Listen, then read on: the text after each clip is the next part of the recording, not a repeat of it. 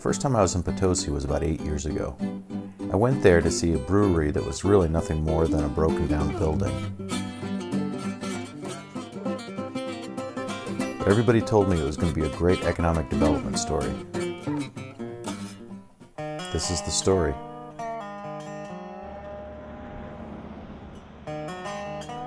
Well, most of the people around here originally were lead miners, and then it was an agricultural community, and we still are an agricultural community.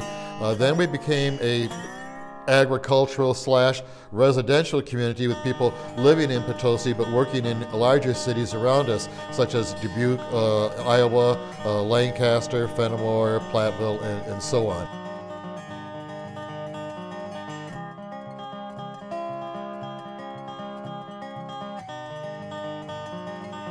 What did the brewery mean to the community? It gave the community an identity. It was part of the history. In fact, to this day, there are people who live here whose grandfather or their uncle or their brothers or their father worked at the brewery. And there was a connection that everyone in the community had to the brewery. The brewery was founded in 1852, or established in 1852, by Gabriel Hale. He kept it until it was sold to Adam Schumacher in 1886.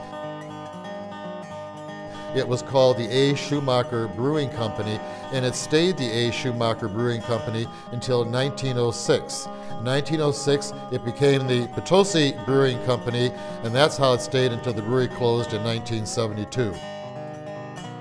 Well, at one point they were the 5th largest brewery in the state of Wisconsin, which is really quite an accomplishment or an achievement when you know anything about the history of brewing in Wisconsin, because all the big name brewers were here. Miller was here, Schlitz was here, Blatz, Pabst, Old Style, and so forth, so on. But at one point this was the 5th largest in the state of Wisconsin. But the Schumacher family closed the brewery in 1972. Over the next 20 years, the building sat vacant and deteriorated. Time and the elements took its toll. My name is Steve Bushka. I'm the brewmaster at Potosi Brewing Company. I'm going to explain basic fermentation. The vessel you're looking at right now is a lauter tun. The barley is mixed with hot water and will sit in a lauter tun for an hour. That's when the starches made in the malting process will be converted into sugars. After it sits for an hour, we will rinse the sugar away from the barley. Think of the lauter tun as a giant strainer with hot water rinsing over the barley to collect the sweet wort. And it's collected into the kettle. The primary function of the kettle is to boil the liquid, to sterilize and clarify it. That's also when the hops are added. The hops are the spice of the beer, which gives it the bittering and aromatic qualities. After it boils for 90 minutes, it is transferred downstairs through a heat exchanger, which will take it from approximately 210 degrees to approximately 68 degrees. And that's when the yeast is added to the conical fermenters, and the yeast will eat the sugar and make alcohol, CO2, and a small amount of heat. And that's basic fermentation. When the committee was formed and we said we were going to restore this building, there were a few people who laughed. I mean, you always have your naysayers, okay? But most of the people were willing to see this building restored because, as I said earlier, they had connections to this building. Their grandfather worked here, their father worked here, their brother worked here. And so they were willing to believe in us and to take a shot that, yes, maybe this building can be restored.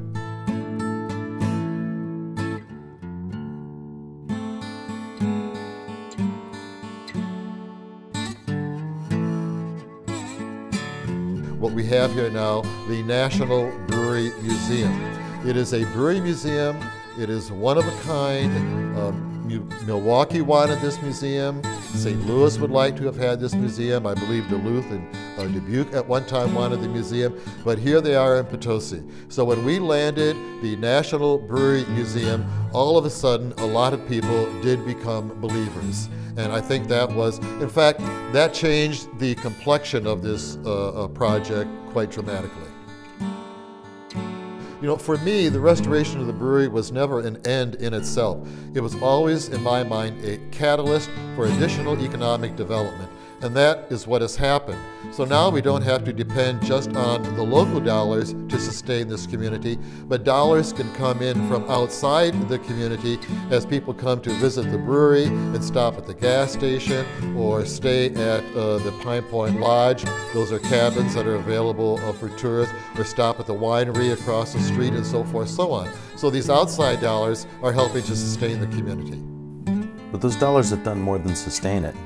Potosi has thrived. The beer's now shipped all across the country and it's doing quite well. The restaurant is a destination point.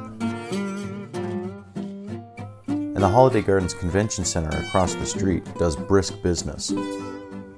At the end of Potosi Point Road, there's an observation deck on the Mississippi River.